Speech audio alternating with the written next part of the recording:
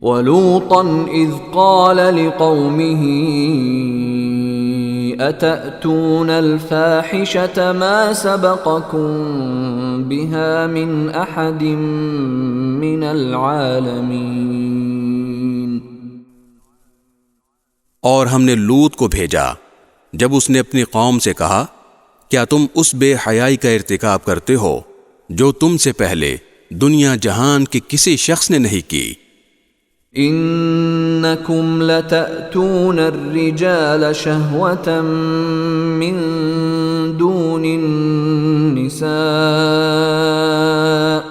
بل انتم قوم مسرفون۔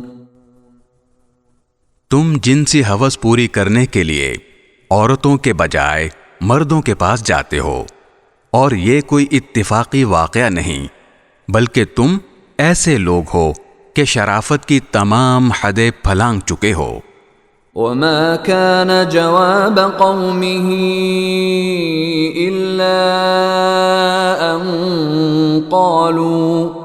إلا أن قالوا أخرجوهم من قريتكم إنهم أناس يتطهرون۔